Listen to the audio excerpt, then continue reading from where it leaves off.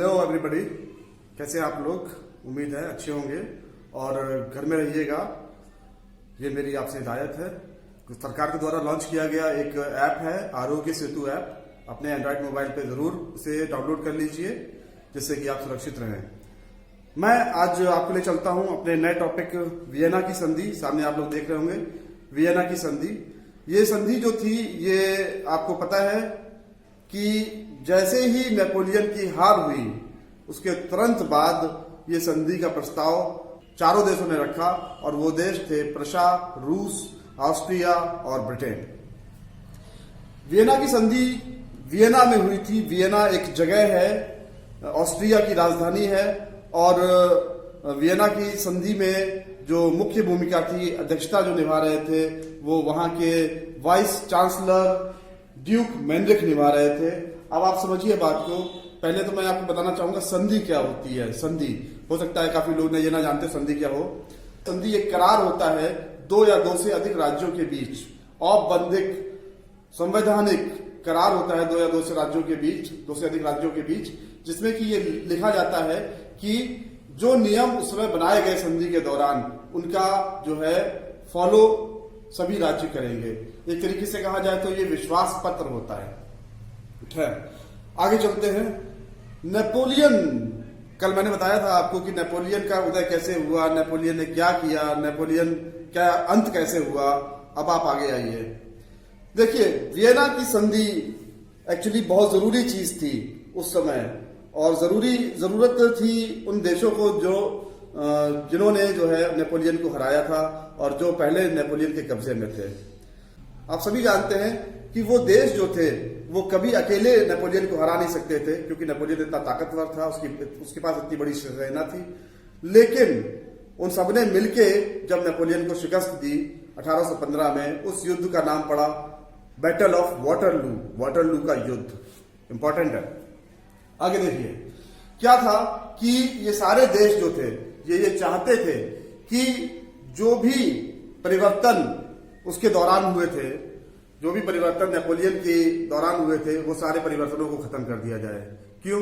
क्योंकि आप जानते थे कि सभी जो देश थे वो केवल इसी चीज से परेशान थे कि वहां का राजतंत्र लगभग खत्म होने के कगार पे था।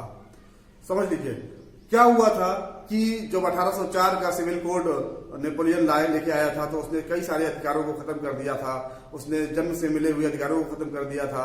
उसने सामंतवाद की व्यवस्था को खत्म कर दिया था। उसने कई सारे करों को खत्म कर दिया था। बहुत सारी अच्छाइयां उसने करी थी और उसके साथ साथ कई सारी बुराइयां भी करी थी। बुराइयां भी आप जानते हैं। उसने कई सारे ऐसे नियम लाए थे, जैसे फौज में हर घर से एक व्यक्ति की भर्ती, करों को बढ़ाया था। तो ये चीजें जो थी ये सब, चाहे वो अच्छी हो चाहे वो बुरी हो, सब की सब खत्म कर दी गई थी। मतलब फ्रांस जैसे नेपोलियन से पहले था वैसे ही बाद में स्थापित करने की कोशिश यहां पर की गई थी। देखिए, नेपोलियन से पहले जो थी वो बूर्बो वंश की प्रथा चलती आ रही थी। यहाँ पे एक इंपॉर्टेंट चीज बूर्बो वंश है। बूर्बो वंश लुई 14वें के कार्यकाल में शुरू हुआ था। लुई 14वें के नाती ने शुरू किया था। ये बूर्बो वंश वही प्रथा है जो राजशाही प्रथा कही जाती थी। उस समय कुलीन वर्ग की प्रथा कही जाती थी कि जो नियम कानून कुलीन वर्ग लागू करेगा आम जनता के ऊपर, वही आम जनता को मानने होते थे और उसके अलावा कोई भी कानून वो नहीं मान सकते थे, या अगर वो कानून नहीं मानते तो आपको दंडित किया जाता था। अब ये प्रथा वापस इसलिए लाई गई क्योंकि जो कुलीन वर्ग था, जो सामंत वर्ग था, वो अपनी विलासिता की जिंदगी नहीं जी पा रहा था। वो कहीं ना कहीं पीछे हट रहा था और कहीं ना कहीं कमजोर पड़ रहा था समाज के ऊपर। तो उसे अपनी समाज के ऊपर फिर से मजबूती स्थापित करनी थी, इसलिए बूर्बो वंश की स्थापना फिर से की गई। यहां पर क्या हुआ था, वियना की संधि में केवल ये 3 देशों को ज्यादा फायदा हुआ था, प्रशा, ऑस्ट्रिया और रूस। इन 3 देशों को ज्यादा फायदा हुआ था। क्या फायदा हुआ था? इन तीनों देशों को अपने राज्य पहले तो वापस मिल गए। दूसरी चीज, कई सारे नए राज्य मिल गए। उन्होंने अपनी अपनी सीमाएं बदल ली, ऐसी जगह स्थापित कर ली जहां पर संपत्ति ज्यादा थी, जहां पर व्यापार की सुविधाएं ज्यादा थी, तो वो सीमाएं कर ली। और चौथी चीज उन्होंने ये करी कि फ्रांस की पूरी सीमा को बंद कर दिया। कैसे बंद कर दिया? फ्रांस की पूरी सीमा के आसपास अपने अपने अपने अपने छोटे छोटे राज्य स्थापित कर लिए, जिससे कि फ्रांस की सीमा में विस्तार ना हो सके। कहीं कोई आगे चल के फिर से कोई ऐसा व्यक्ति आता है नेपोलियन के जैसा, तो वो फिर से इनके ऊपर आक्रमण करके इनको हरा कर फिर से इन देशों को वापस कब्जा ना कर सके, क्योंकि ये छोटे छोटे देश थे। इनको डर था कि कहीं फिर से हमारे ऊपर ऐसा हमला ना हो। वियना की संधि इसीलिए बहुत जरूरी थी इनके लिए। अब देखिए आगे क्या हुआ था। सबसे पहला पॉइंट है 1804 की नागरिक संहिता के सारे नियमों को समाप्त कर दिया गया, जो मैंने आपको बताया। उसके बाद नेपोलियन के द्वारा जीते गए सभी राज्य, मतलब नेपोलियन के शासन से पहले जैसा था फ्रांस, वैसा ही बाद में हो गया, सिवाय एक के, क्योंकि इटली भी जो था वो पहले फ्रांस का हिस्सा था, नेपोलियन से पहले ही फ्रांस का हिस्सा था, लेकिन अब बाद में इटली को भी अलग कर दिया गया था। उसके बाद देखिए बूर्बोवंशी फ्रांस स्थापना हुई। नीदरलैंड को फ्रांस के उत्तर का क्षेत्र दिया गया, मतलब फ्रांस की उत्तरी सीमा में नीदरलैंड को स्थापित कर दिया गया। पीडमोंट को दक्षिण में स्थापित कर दिया गया, पीडमोंट को दक्षिण में स्थापित कर दिया गया। फ्रांस की सीमा में परिवर्तन किया गया और सीमा पर राज्यों का विस्तार किया गया, जिससे फ्रांस की सीमा का विस्तार ना हो सके। मतलब ये चारों तरफ से फ्रांस के ऊपर शिकंजा कसना चाहते थे, ताकि आगे भविष्य में ऐसा ना हो कि फिर उनको कहीं ना कहीं ऐसे दौर से गुजरना पड़े जो उनकी राजशाही खत्म हो जाए या उनकी विरासता पे कुछ फर्क पड़े।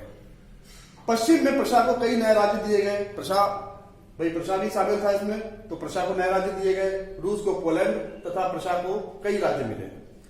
रूस को पोलैंड मिला था। ऑस्ट्रिया को इटली का उत्तरी भाग दिया गया, मतलब ऑस्ट्रिया जो था उसको इटली का उत्तरी, मतलब कहने का यह है कि नक्शे में जो जहां पर जिसके पास में राज्य थे वो उन्होंने अपने अपने वापस कब्जे में ले लिए थे। कुछ बढ़ा ली सीमाएं, और क्योंकि भाई जाहिर सी बात है कि ये चारों ताकतें उस समय यूरोपीय महाशक्तियों के रूप में उभरी थी। नेपोलियन की हार के बाद यूरोप में जो महाशक्ति थी वो इन चारों देशों की थी, क्योंकि ये चारों देश एकजुट हो गए थे। इस संधि में एक सबसे बड़ा कॉज ये रखा गया था कि जर्मनी के जितने भी राज्य थे, जर्मनी के 39 राज्य थे जर्मनी के पास, अब वो सारे राज्य ज्यों के त्यों बने रहने चाहिए, मतलब जैसा वो नेपोलियन के समय में थे वैसे ही अभी भी होने चाहिए। इसी शर्त पे ये संधि हुई थी। तो ये थी आपकी वियना की संधि। होपफुली आपको समझ में आ गया होगा। ये टॉपिक इंपॉर्टेंट है बोर्ड की दृष्टि से भी, और आपको जानना भी चाहिए ये टॉपिक।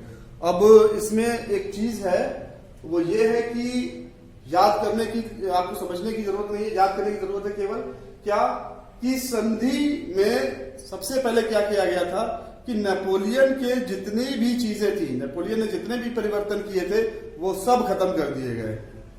सीमाएं वापस वही हो गई थी फ्रांस की जो नेपोलियन से पहले थी।